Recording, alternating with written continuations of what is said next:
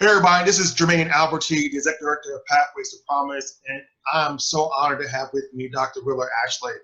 We're going to share in a moment some great news, but we wanted to share with you why I have Dr. Ashley with us on today. Dr. Ashley has a master's degree in theology and a doctorate in leadership development from Ann Arbor Newton Theology School, and an honorary doctor of humanities from Natchez College in Mississippi. Dr. Ashley is the Vice President of Community Relations and Director of Center for Clergy Care and a tenured associate professor of practical theology at New Brunswick Theological Seminary. And in 2012, Dr. Ashley was appointed as the first African-American to be named Dean of MBTS in the seminary's 228-year history, a position he's held for 5 years. Dr. Ashley is a friend of Pathways to Promise, and we are so honored to have him with us. And I want to chat with you this morning about how you really came into this work of clergy self-care, because you and I both been clergy know this is such an important area and often goes so underlooked in many faith communities. Well, one, thank you for having me on, and I'm honored to have this conversation with you. And I have breaking news. Since last we spoke, I am now, I guess, 30 days or X amount of days out of retirement or into retirement. Oh, wow. In full-time academia. So I'm still teaching a course or two at the seminary, but I've now kind of shifted, and I'm now full-time as a psychoanalyst, marriage and family therapist. Still have my congregation in Jersey City, New Jersey, and being my personality, I started 3 new businesses. So, I have a good friend of mine who recently retired, and she said, "I'm not retiring, I'm rewiring," and I love that concept. Exactly. I'm just rewiring what I do. So yes. So I wake up every morning going, I'm supposed to be retired. You can turn over. It's okay. all of my friends who are retired, I'm like, you are busier now than you was when you were working. Is this retirement? No. Absolutely. Because now you're doing the things that you want to do, yes, that you love to do. Yes. And to the point of self-care, you don't realize the time because you're enjoying what you're doing. You're having fun while you're doing it. You're setting your own schedule. And given my personality, I'm my own boss, and I love that. Yes, yes. Well, I tell you what, often as clergy, we find the biggest dilemma is finding that time for self-care because we're obligated to congregation, obligated to family, obligated to community. And, just that alone, community, family, congregation, 3 major commitments. And I don't think many times clergy really understand, what is self-care. So when you talk to clergy, can you tell me at least 2 or 3 things you recommend that they do for self-care? Well, I think the first thing is to unplug. As you just said, we are always on, quote unquote. If you live in your community, they know who you are. There goes Rev going to the store. There goes Rev, going to the gas station. The little kids say, Jesus doesn't put food in the refrigerator. Well, yeah, Jesus does. If I go to the supermarket and buy it, yes. And they go, wow. So, I think to just unplug. I often challenge clergy to have friends outside of the quote unquote religious ranks. Not going to do anything inappropriate, but you can let your hair down, quote unquote. Yes. Be yourself, do the things, you're not the Reverend Dr. So-and-so, you just Will. Yes. Yeah. Will does crazy stuff and stupid stuff sometimes, and you laugh at yourself, you laugh, to unplug so that you don't become the role, so to speak. Yes. I think I've seen too many of our colleagues who they were always the pastor. Yes. And one day, front door, back door, side door, you're not the pastor, and you've lost you. Yes. You've lost your identity. Yes. And in your age and stage, you check out. Yes. So I've always had in mind, what's plan B? Yes. what's the next scene? What's the next act in this drama, so to speak? Yeah. I think to unplug is one thing. I think the second thing that we don't do enough of is to find healthcare providers that can constantly check on how you're doing.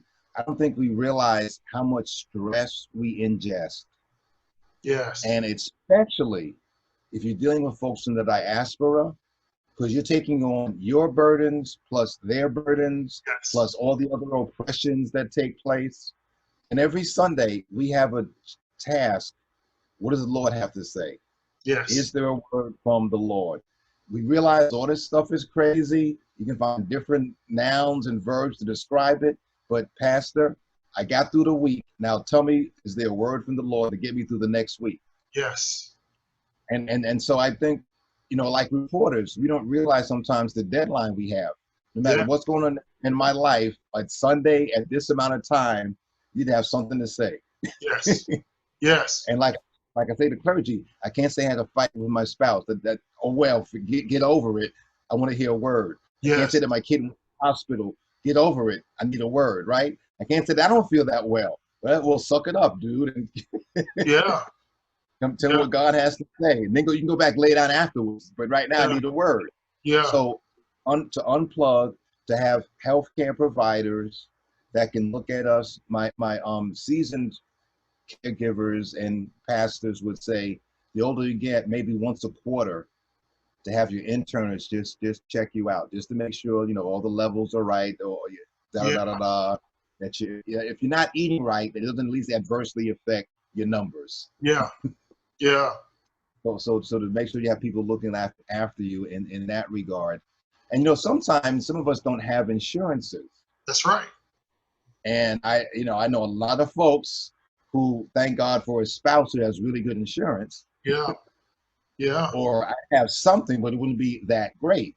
Yeah. So I think that it's important that if you don't have insurance, to find out where there are free clinics or scale, sliding scale opportunities so you can get the health care you need. So that's the second thing. I think the third thing, I hope it's not countercultural, but maybe it is for some folks, to play. Yeah. Yeah. It's just to play. You may suck at it at this point in your life, Yeah. but play. You need whatever it is. I know for me, it's always been since a teenager. Give me a basketball and a hoop, and I'm in a whole different world. Yeah. Yeah. No matter what's going on in my life, give me a basketball and a hoop, and it all goes to whatever. It'll be there when I get done. But right now, I'm having fun shooting baskets, blocking shots, whatever the case may be. And I think it's important just to be in a place where you play, whether you play with kids if you're of that age and they're of that age, or with your friends or wherever, however, but just have moments of play. And physically, you may not be able to do a lot of physical movement. I have a bunch of friends that we play Scrabble together on the phone, and they're in all different countries and different parts of the world. We're busy playing online Scrabble with each other. And it's a way of connecting, and it's a way of us, quote unquote, playing with each other. I used to laugh when my therapist, who was 80, said, "I'm sorry I was late. I got stuck at a tennis court." It's like, wait a minute. Okay, that was therapeutic. I got it. You're 80 years old and you just got through playing tennis. I have no excuse. We could talk, I know, for forever. However, a few things: unplug, check on your health, and learn to play, because we are so serious. The work we do is very serious. Yet sometimes we forget about taking care of ourselves. And I just did a webinar about pastoral care, and encouraged pastors to seek therapy when they need therapy. And I share with them I have a therapist, and that oftentimes I feel like we get hit by trucks, the trucks of life, and then we get up, dust ourselves off, and keep on moving like nothing happened, and don't realize that impact, that trauma, could cause internal bleeding. And so many times people see us looking good on the outside, but we have internal injuries on the inside. And so that trauma and that self-care is so important. You put together a book on practical self-care for clergy. Tell us a little bit about that book that you have there, about that practical self-care. So being a Black Baptist preacher, we have tendencies to have some narcissistic tendencies. Hmm. And so I was fighting those tendencies, and I was saying, I got to give this lecture. I'm trying to find the cheat sheet. And someone says, well, there's not a cheat sheet, Will, because you didn't write it. I was like, I have an ego, but stop. Somebody somewhere wrote this. Like, no, dude, if you didn't write it, there's no cheat sheet. So I started doing research and went, holy crap, there's no cheat sheet. Wow, wow, wow. And that was how it came about. Then I found my Jewish colleague, and I said, you know, this needs to come from both of us, and we need to create the cheat sheet. He says, oh my God, I'm having a Baptist moment. What do you mean? He says, God told me the same thing. I'm like, okay, that was a Baptist preacher moment. You're right. You're right. And so we went about trying to design and create the quote unquote cheat sheet, which was never meant to read the book from cover to cover straight through. Yeah. But as you need certain pieces of it to say, oh, let me look this up. Oh, I'm getting ready to have this happen. Let me take a look at this. And that part of self-care is being competent in what you're doing. Or as my friends say, having confidence in your competence. Yes. And so part of good self-care is when you have those holy crap moments, holy cow, like I have no clue what to do. Yeah. I got 10 minutes to figure it out, so I need to find a cheat sheet. Yeah. So that was the intention of the book. And give us the name of the book again.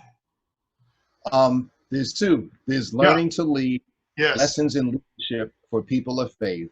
Yes. And then the other one is built around disaster. Yes. Which is disaster spiritual care.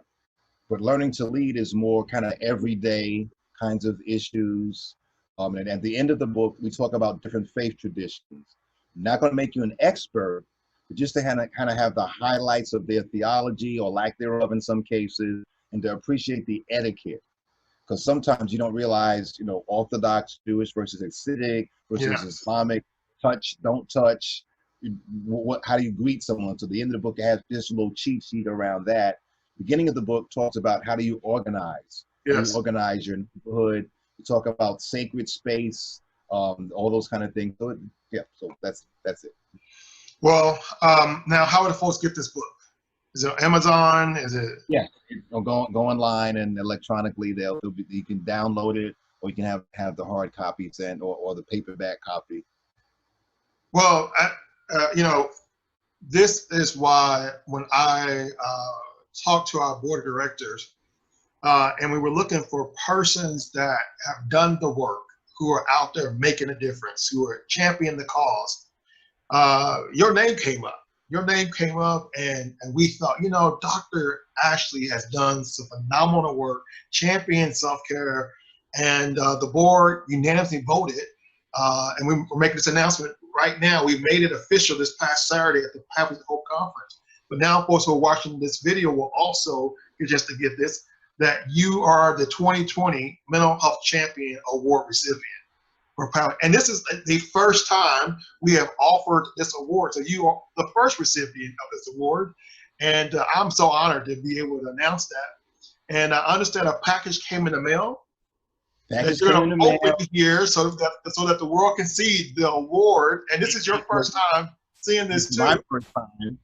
And it was, and oh my God, was it packed? And now I see why. Okay. Whoa. Okay. Oh, now that the pack. Ooh. Now that excessive packing makes sense. No, it makes sense. Thank you. Whoa. Wow. Well, congratulations. And we're honored that you are our first recipient of the Mental Health Champion Award, and for all the work that you've done in championing self-care for clergy and those in faith communities. We're just honored that you are the recipient this year of this award, and we're looking forward for future partnerships as we continue this work together. How can folks reach out to you to learn more about the work that you're doing? Now that you're rewiring now, how do they get hold of you? Well, I have two ways. I have a website, which is www.yourpsychoanalyst.com, www.yourpsychoanalyst.com. So they can reach me through the website, or you can reach me through email. It's public, so it's Willard, WILLARD, .Ashley, ashley@gmail, and either one, and have phone will travel. So if you send me an email, I will at some point look down and go, oh, well, email came in, okay, and look at it. And I'm open to have conversations in the chat. I would say probably a third of my private practice is clergy and clergy families. Great. And a good part of that is because no one else understands us the way that we understand each other. Absolutely. So your experience is unique compared to mine, but at least I know where to poke. Yes, absolutely. Well, once again, we're honored that you are the recipient of this Mental Health Champion Award, and we will be posting this video for many to see over and over again on our site at www.pathways2promise.org. So thanks again, and we hope that your retirement is as fruitful as your career has been. Thank you. Thank you.